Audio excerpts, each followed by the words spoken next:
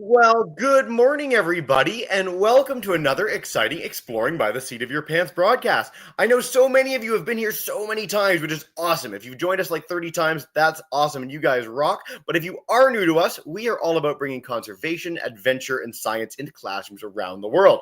Now, you're catching us on a really exciting day for two big reasons. Number one, this is our Call to Earth Week, so in partnership with some amazing partners, we are doing a bevy of broadcasts all week long featuring some of the coolest conservation stories on planet Earth. We've had astronauts on. We've got more astronauts to come. We've got people that clean up sea plastic and make cool things like skateboards and sunglasses with it. We're going to the largest indoor rainforest in the world to cap off the week. It has been a wild ride, and everything we do is on our YouTube channel. So if you want to check out any broadcast, including this one in like 3 weeks or like 3 years, you can go there and do just that.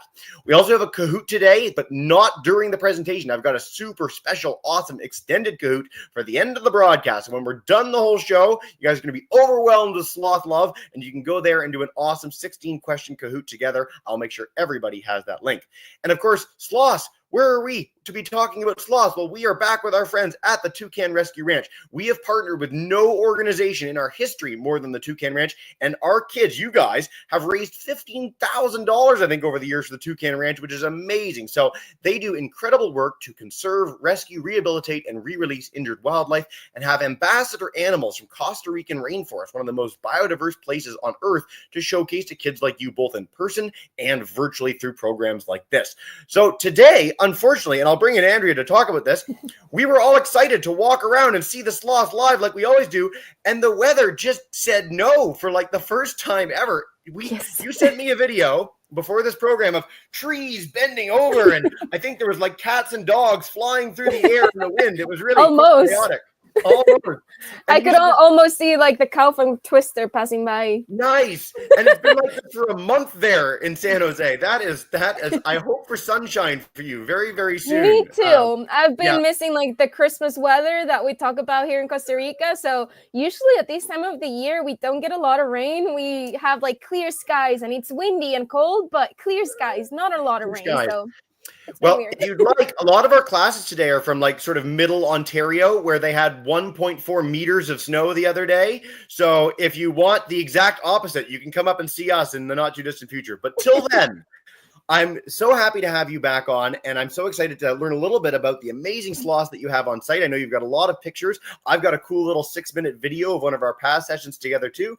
But take us away and let's learn about these cool guys and what you guys do at the ranch. Of course. Well, hello everybody from my office here in the Toucan Rescue Ranch. I've got Millie, the sloth over here, and one of the other sloths right here. So at least there's a little bit of sloth in the office. So here at the Toucan Rescue Ranch, for you guys to know, we're both rescue center and a wildlife sanctuary. So as a rescue center, our main goal is to always rescue, rehabilitate, and rewild as many animals as possible. So that means that we want to see them going back into the wild as much as we can. However, sometimes, unfortunately, those animals are not going to be able to go back into the wild, especially if they were kept as pets and they are very used to being around people. Or sometimes we have injured animals that are missing a wing in the case of birds, or they don't know how to hunt, or they just don't know how to survive on their own. And so for those animals, as Jesse was saying, those are going to remain here at our sanctuary, and they're going to become part of our ambassador program. And so here at the ranch, we have a very big environmental education program, just like this virtual tour, on which we use the help of our animals in here, so we can show people both virtually and here on site, the importance about conservation and what you guys can do about our animals, even if you don't live here in Costa Rica. So today, it is more focused on sloths, and I'm going to do this like a very, very different way. I'm usually used to just going outside and showing the sloths and talking about them, but today I have more pictures than anything else. And hopefully, if the weather clears out a little bit, we may go outside and see some of the sloths if they decide to be out, because that's the important part. So to start with that, I am going to be sharing my screen. So give me just 1 second. Lovely. And While you're doing that too, I keep bringing up the link to your website. So for all our classes, it's in the chat too. I really encourage you to look it up after the Sloth Ironman games, the other amazing animals they have. And of course, on our YouTube channel, we've done dozens of broadcasts with them. So lots to explore and discover there. But looks like we're in with some cool pictures. So tell us more. okay, so there's two different families of sloths. So we've got the three-fingered sloth family and the two-fingered sloth family. So you can see if there's quite some differences between both of them. And so let's dive a little bit on the three-fingered sloth. In here, it only shows 4 different species, but currently there's actually 5.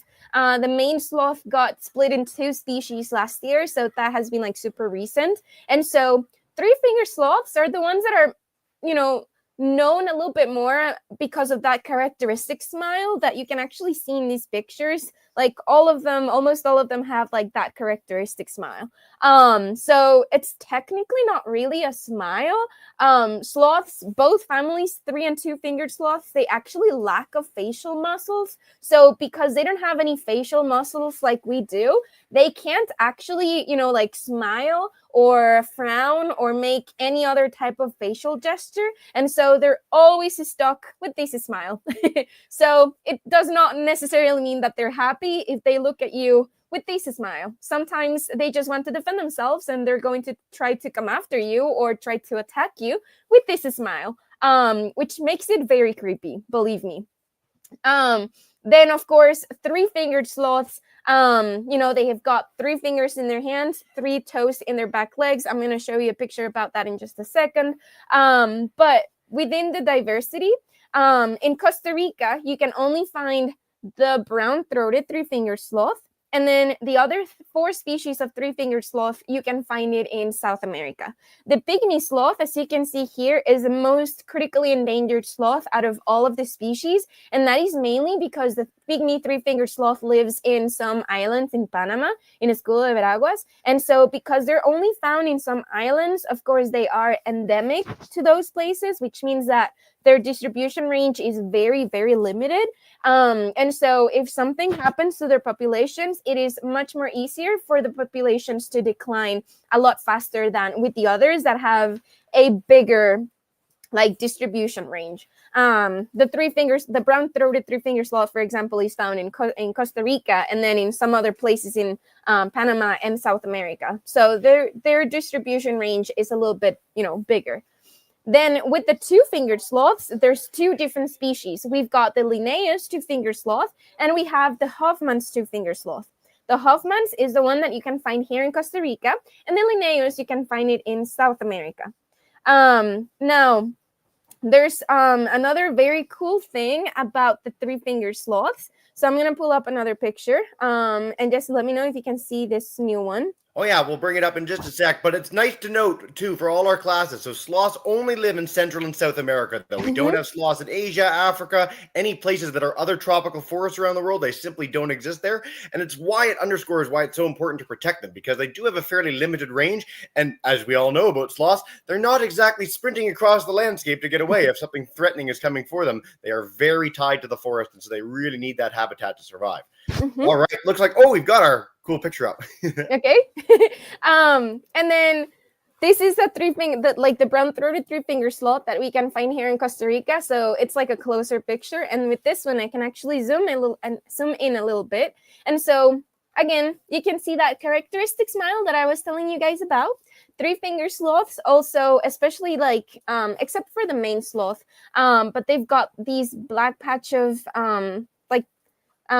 these black masks under their eyes, like this one right here.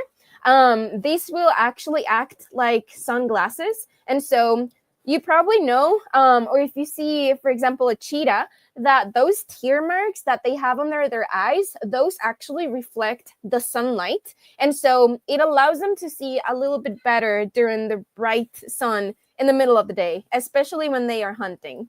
And so 3-fingered sloths, they are mainly diurnal, which means that they are mainly active throughout the day. And sloths in general, they have a very bad eyesight. But at least with these guys, these black mask, it will act like sunglasses because it will also reflect the sunlight and it will allow them to see a little bit better. Not a lot, but a little bit better. They also have what I like to call kind of like a dog nose, because it is very similar to a dog nose. And then they've got these very funky hairstyle, where it appears that their face is a little bit more rounder because of these hairstyle. And then these guys also have got 3 fingers in their front arms, limbs. And so I do not like to call sloths 2-toed or 3-toed sloths. I prefer to call them 2-fingered or 3-fingered sloths, because the difference is always going to be in their hands and their fingers. And so you're always going to see 3 toes on sloths, 3 fingers on their, back legs, but in their hands, always either 3 fingers in the case of 3-fingered sloths, or 2 fingers in the case of 2-fingered sloths. And then their hair is a little bit more wiry. And I'm going to bring, a picture of a 2-fingered sloth for comparison in just a second.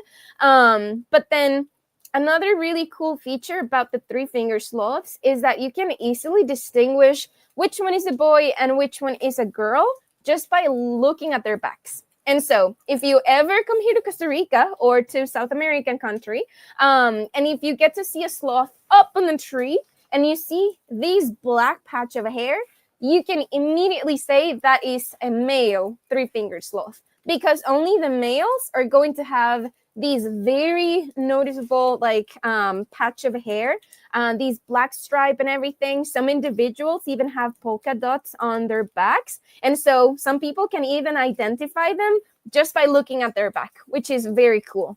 Females, on the other hand, the girls, they're going to have long hair, like it's going to be symmetric over here, longer hair, and then maybe a black stripe, but not a patch of hair.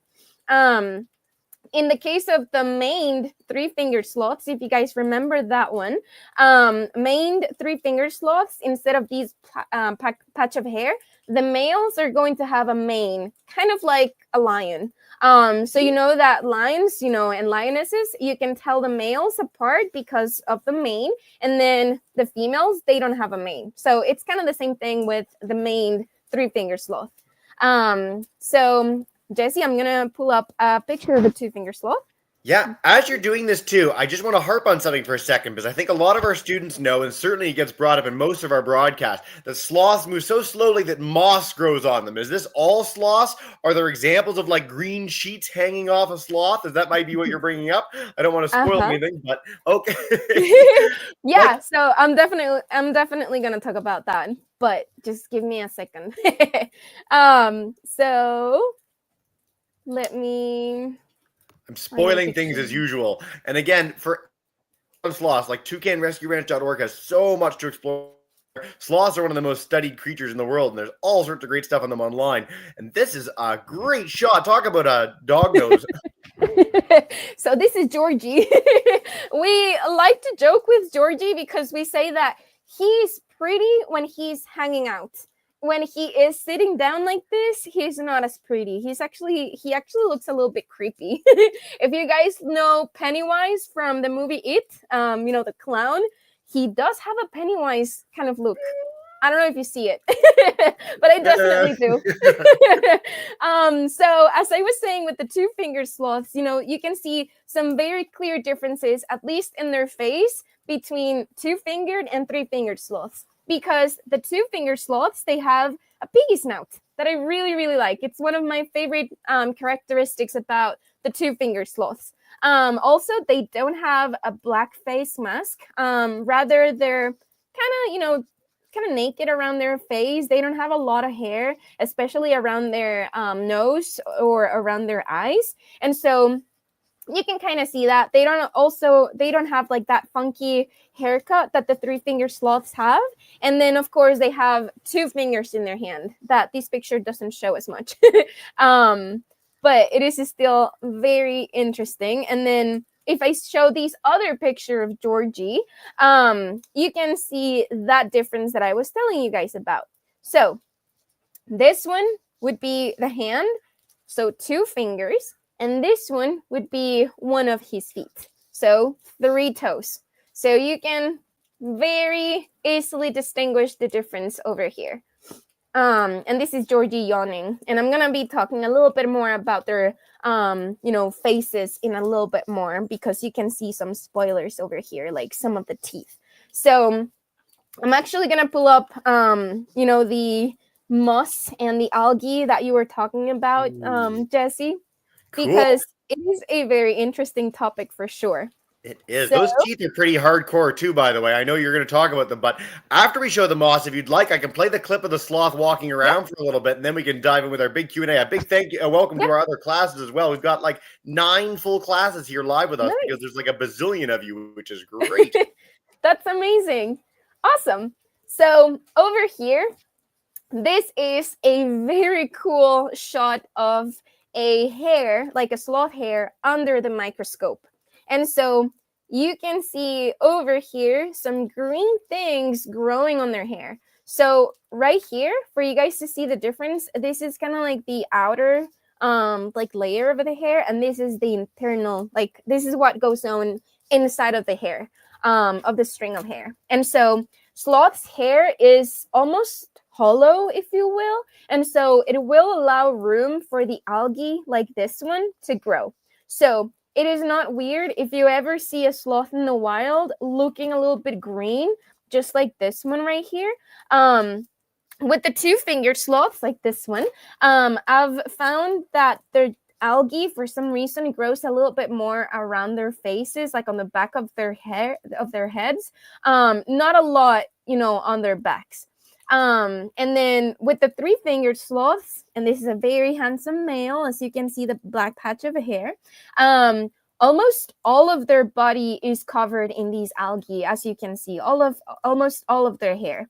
And so, of course, being green in the middle of the forest, especially up there in the canopy of the forest, it's going to make them look almost invisible. So if this was not zoomed in and we were out in the forest, it would be very, very likely that you wouldn't get to see this sloth right there, or at least not as easy. You can also see some moss growing in this tree. And so let's talk a little bit about the algae that grows on the sloth's hair. These algae and moss and everything that grows in this tree is going to be completely different from the one that is growing on the sloth's hair. So it turns out that the algae that grows on the sloth's hair is unique only for sloths. So you're not going to find algae, like these species of algae, anywhere else in the world if it is not a sloth, which is mind-blowing. And so there's a lot of hypotheses as to why they have these algae. Some people say that it's because they move so slow that it gives room for the algae to grow, but it's not technically because they are slow. And maybe after the video, I can actually dive into why they're so slow and everything. But rather they just have these symbiotic relationship where they just grow the algae.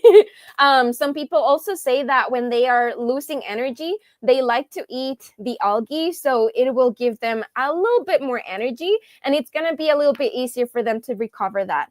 But it hasn't been proven. They also have a lot of different kinds of insects living around in their bodies, such as the sloth moths. And I'm gonna bring that picture in just a second right here. Wait a second. We have a rhyming sloth moth? That's incredible.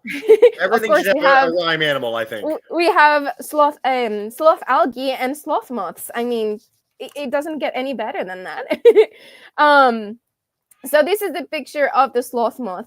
They are teeny tiny, and one single sloth can have way more than 100 of these little insects crawling all over their bodies. And so as you can see, they can also camouflage very well among the sloth hair. Apparently there's at least 3 to 5 different species of sloth moths, and just like the algae, these moths are going to live just on the sloth's body, nowhere else, in no other animal. They just love the sloths. And so something very fascinating about these species is that, again, there's not a lot of information as to what the sloth moth does for the sloth, but there is information that the moths rely on the sloth. So whenever the sloth, minds its own business in the bathroom, and they have to come to the ground every once a week or so, you're going to get to see all of these moths crawling from the sloth's body towards their poop. And then they're going to start laying their eggs in there. And then the caterpillars, instead of being a normal caterpillar and eating, leaves like most of the caterpillars, they like to eat the sloth's poo. Which might be disgusting, but very interesting at the same time. So all of their initial life cycle happens on the sloths. And then when they emerge as, the adults, they go through the metamorphosis and everything, and they emerge as the adult, then they fly up into the canopy of the forest looking for another sloth to live on. So a lot of people say that they are parasites, but they're actually not. They're just hitching a ride. Hitching a ride, like those parasites do. Well, Andrea, this has been so much fun. I mean, we are halfway through the broadcast, so I'm going to pull up a little clip of some of our sloths walking around together from our past broadcast, which is so much fun, just getting to see them go around. So this is more standard of what we'd normally be showing, and you can see how just beautiful animals they are. And what I'm going to do is dive in with a few quick questions from our YouTube friends, and then if there's anything you want to tell us about before we dive in with our bigger Q&A, that would be awesome. Does that sound good? Yes, of course. Sounds amazing. Good.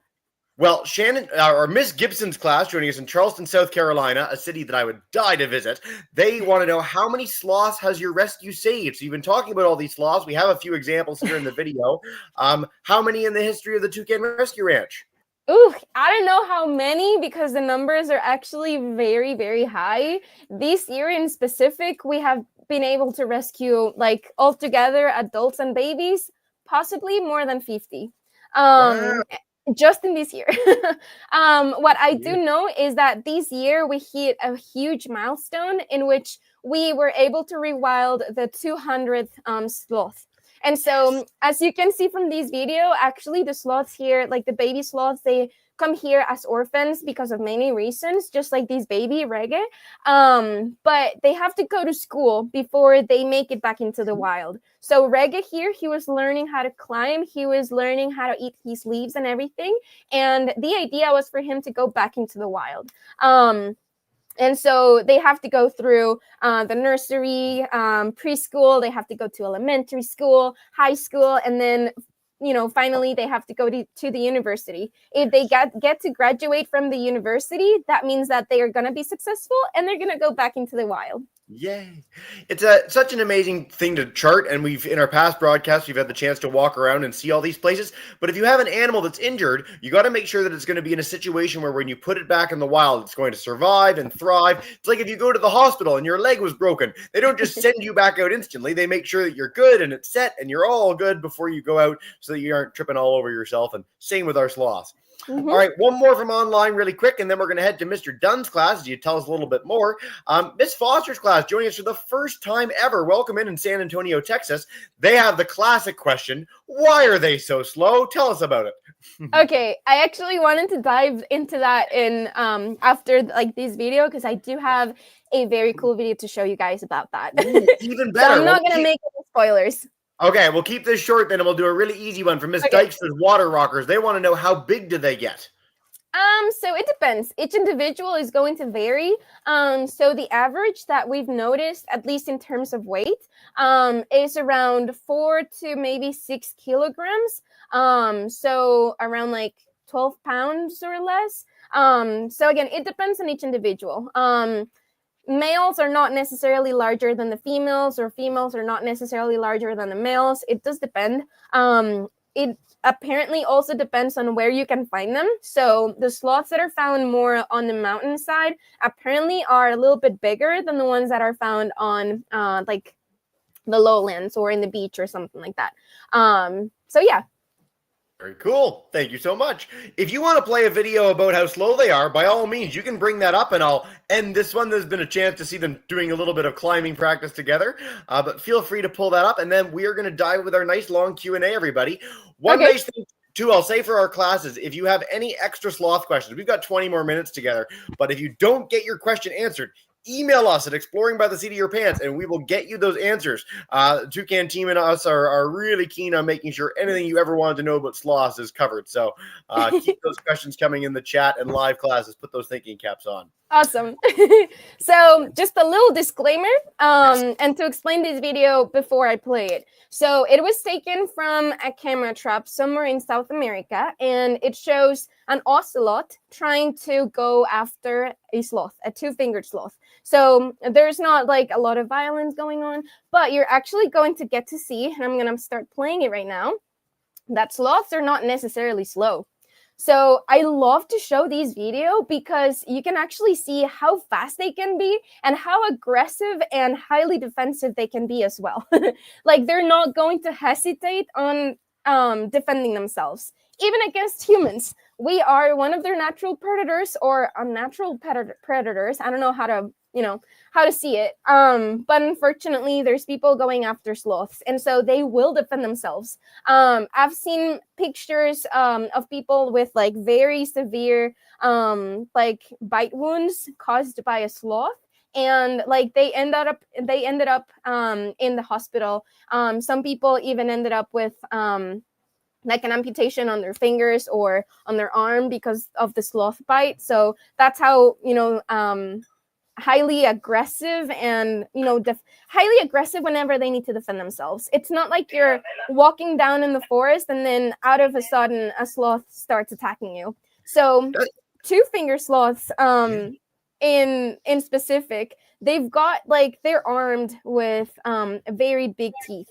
So I'm going to be showing you this picture. Of course, this sloth was under anesthesia, so he was being sedated for some wellness check, and that is why the vet's fingers are so close to his mouth.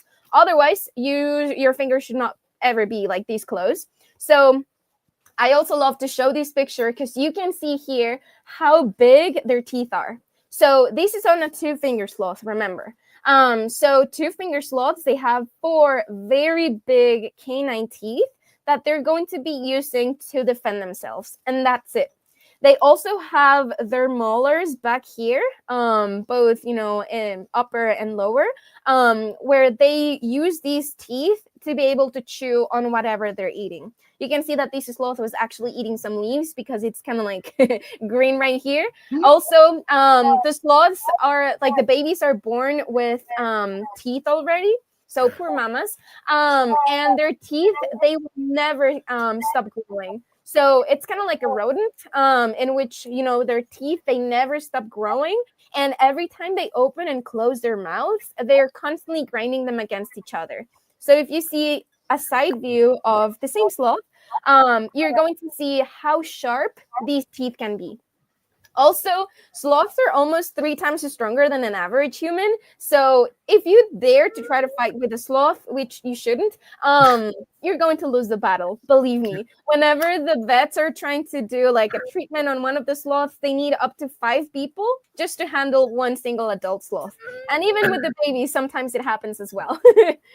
That footage is unreal. I've seen a sloth fight off a harpy eagle, which is another one of their big predators, Yes. but to see how quick they can lunge with their claws and how big those claws are, plus their teeth. Like, this is something that comes up every broadcast we do, but don't mess with sloths. It's like one of the key messages you can take away in any context. 5 people for one sloth is crazy. Yes. We're a historically weak animal. Humans are like one of the weakest creatures ever. So that's your moral of the story for today. Wow, we've already got so many questions, so we're going to dive in with the Q&A. If anything prompts you to share any other pictures, please do. We'd love to hear from you. But let's head to Mr. Dunn's Grade Forest to kick us off. Hey, guys. Hey, great presentation, Andrea. Evan has a question. How do the sloths get injured? Ooh. How do they get injured? Okay, so we have to rescue them because of a lot of different situations. But the 3 main reasons why we have to rescue the adult, at least, is because of electrocutions. Unfortunately, here in Latin America, there's a lot of like power lines and electrical wires, and most of them, they're not like underground or like very high up, or they're not insulated like in other countries. I know that in the States, and I'm pretty sure that in Canada as well, most of the power lines and the electrical wires are underground. Here they are not. So whenever there's an animal such as a sloth or a monkey they want to climb on a power line to get to the other side of the street or something like that, or there's no trees, as long as they touch 2 wires, they get severely electrocuted. Fortunately for the sloths, they do survive the electrocutions quite well. So we have been able to actually treat an electrocuted sloths and then bring them back into the wild, which is amazing. They have to stay here for quite some time, but after a while, they just go back into the wild. The other reasons could be because of a car accident, which happens quite a bit as well, and also because of domestic animal attacks, such as dogs. So we have to remember that dogs and cats are kind of like a domestic species, and so they are our responsibility. Unfortunately, some domestic animals, such as dogs and cats, have been the cause for the extinction of so many animals whenever we let them roam freely. And so sometimes whenever the sloths are in the bathroom on the ground, a dog sees it and they start trying to play with it or attack it. And sometimes they do come severely injured. And then with the babies, they either got orphaned because something happened to mom and we have to take care of them. Or sometimes if mom is not really able to take care of the babies, then they're just going to leave them behind and then someone finds them and then we bring them here so we can take care of them. Thank you for the very detailed answer. I'm so glad you mentioned cats as well. One thing for our classes in Canada, the US, wherever you're joining from, if you keep your cat inside, that's probably the biggest single impact you can have to save wildlife in the world. They're the biggest killers of birds and a lot of other wildlife around this planet. So just a thing to consider for our classes today. Grade 4 Holy Family School, come on in and take us away. You're good to go. Hey, guys. What are the sloth's main predators? Ooh, that's a great question. So their top number one predator would be the harpy eagle. And again, let me show you guys a picture of a harpy eagle, because they are just stunning. So they're the best bird in the world. They're my favorite bird on earth. So I'm so excited for them to see this picture. So harpy eagles are actually the third largest species of eagle. You can see the comparison between a man sitting down next to the harpy eagle. So they're huge. They are very good predators for like monkeys and sloths and other animals. And their wingspan is as big as almost 2 meters long. And then this is how their talons or how their feet looks like. And look at the comparison between a harpy eagle claw and a grizzly bear claw. So you can see that harpy eagle claws are actually pretty big. You do not want to mess up with a harpy eagle, definitely. So whenever harpy eagles are just flying around, in the forest, they just grab the sloth and they start, keep on flying. Other predators definitely could be wildcats, such as ocelots, jaguars, pumas, and other birds of prey, maybe tigers or coyotes if they're on the ground. So they do have a lot of predators. However, not a lot of animals like to hunt sloths on a daily basis because, first of all, they will defend themselves quite well. And second of all, there's not a lot to eat on a sloth. Most of their body is more stomach than anything else. So they have a lot of gas and they have a lot of hair. So it's not really like a very good food. You have convinced me to not eat a sloth anytime soon. So thank you for that. I'm glad. Let's head to Cumberland Center in Maine. Come on in, Miss McInnes's class, and take us away. Hey, guys. Hey, welcome in. Hi. Wow, there's so many of you. Come on up. Hi. My name is Reed. How are sloths' bodies adapt for life in the rainforest? Ooh, great question. So sloths, like their ancestors, were the giant ground sloths, right? And so they lived on the ground.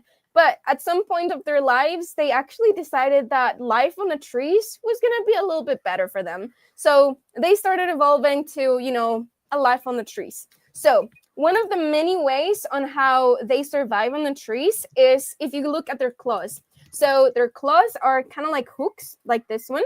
And so it gives them a very good grip whenever they are climbing from one branch to another. So this is kind of like how they move. Also, one thing, especially now with these rains, that helps them a lot is that since, most of the time they're hanging from upside down, their hair grows backwards. So it grows from their bellies towards their back. And so that is a very good way for, the rain to just slide down from their bodies. And so it's not going to be like a lot of extra weight on them. And then, also whenever they were evolving, they decided that being slow was going to be a very good strategy for them for camouflage, because moving slowly and not a lot of animals are going to be able to see them as much. And also for them to be able to conserve that body energy. And so eating on the trees, eating the leaves from the trees, it's not going to give them a lot of nutrients and everything. So they just decided that taking it slow was going to be what was, more efficient for them to live. Fantastic. Great question, guys. I love when we get that one. All right, Andrea, we've got like so many questions. Questions, and there's 9 minutes to do it in. So we're going to try and take every one of the live classes, a few from YouTube, and please, classes, send me additional questions. We'd love to take more after the broadcast is done. You also have that big Kahoot to do as well. But John Brandt, grade 6s, come on in and take us away, guys. Hey. Hi. Okay, Hi. Lucas has a question. Okay, Perfect. Lucas, what's your question? Is it legal to own a sloth? Oh, I love No. this question.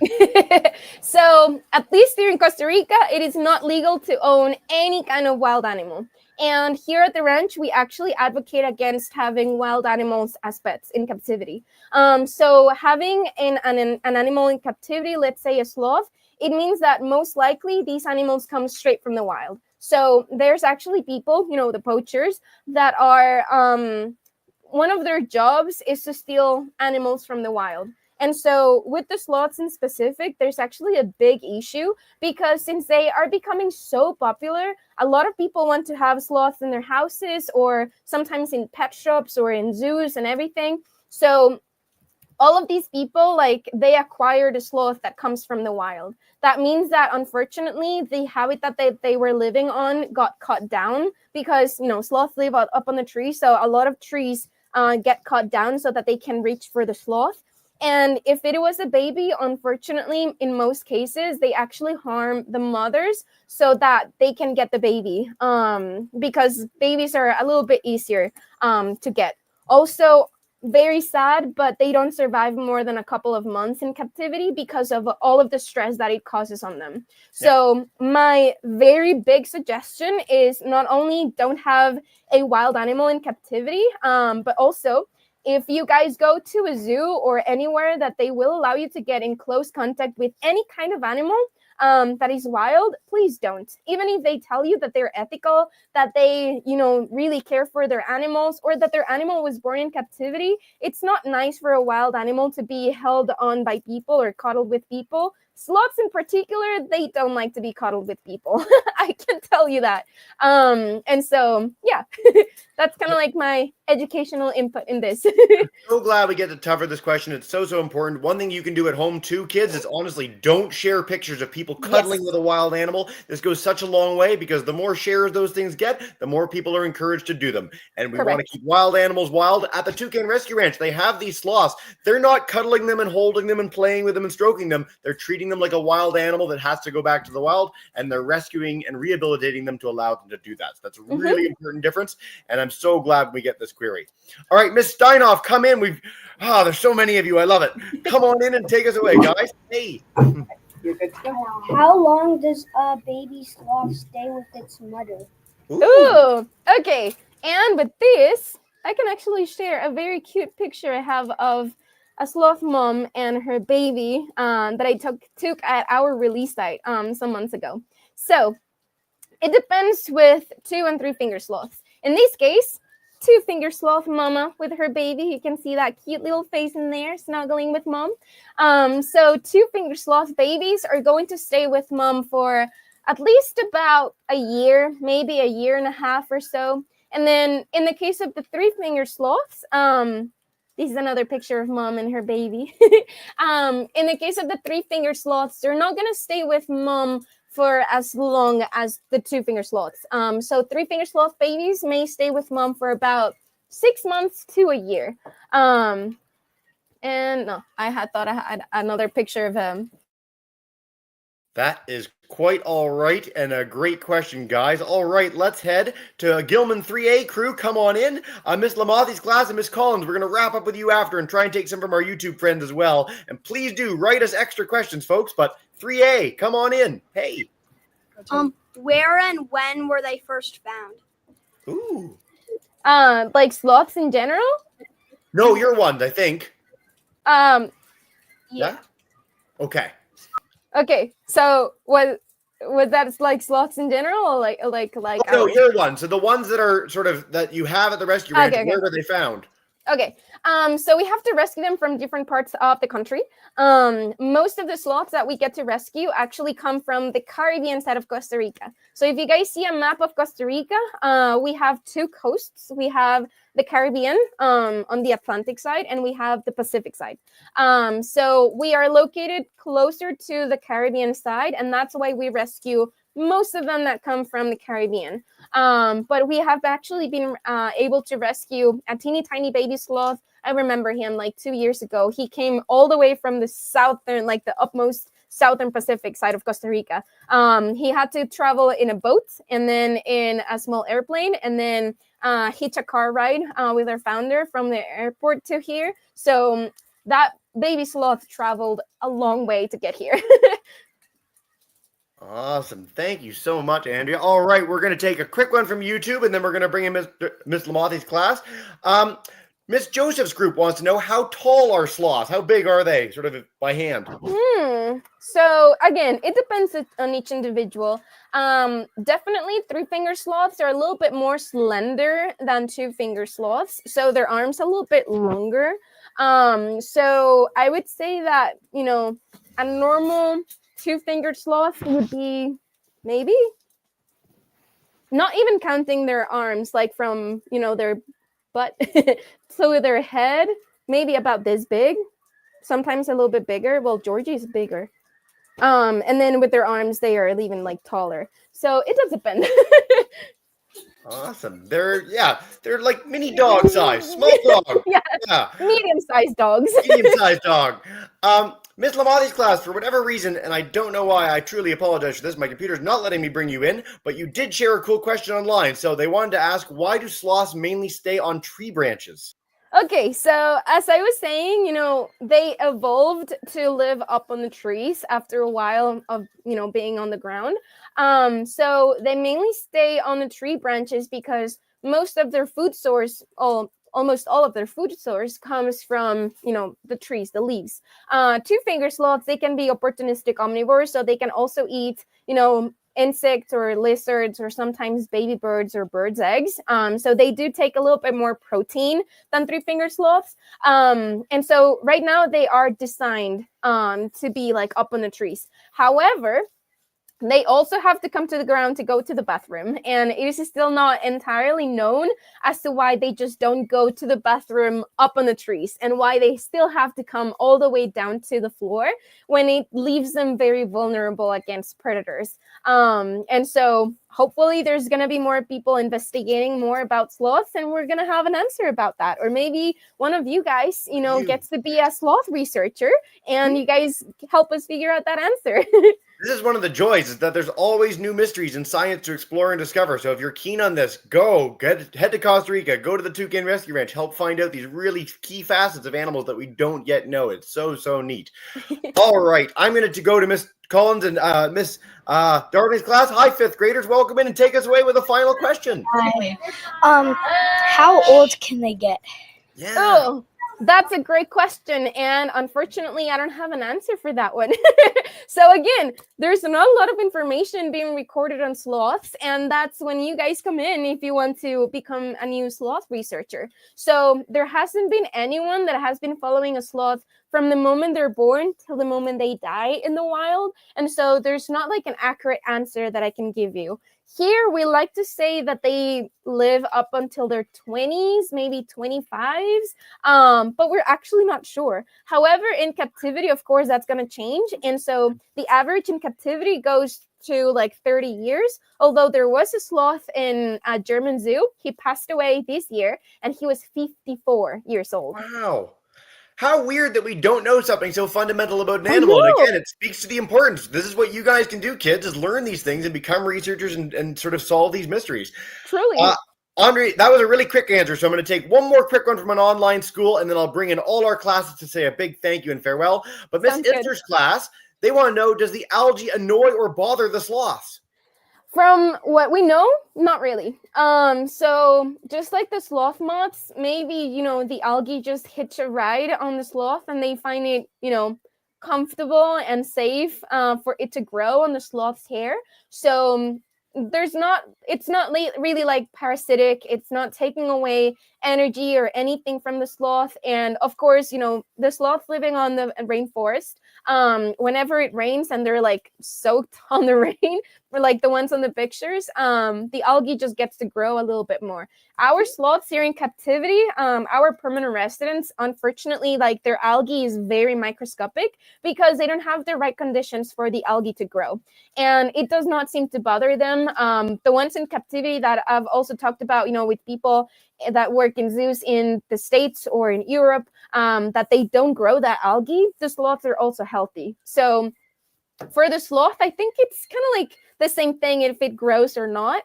They just have the space for the algae to grow. But again, we still need more research about that. More research. That's your call to action for today, kids. Yes. And I honestly, this has been such a fun program. I know we didn't get to walk around with the sloths, but we made the absolute best of it. And you guys were such a great audience with so many cool questions today. Do check out toucanrescueranch.org. They're all over social media as well. So much to find there. And Andrea, as you know what we're going to do to wrap up the broadcast, what we do to wrap up every broadcast, I'm going to bring in all our kids to say a big thank you and farewell. Noting too, do that Kahoot when you're done, everybody. But Mr. Dunn, Holy Family, Miss McInnes, John Brandt,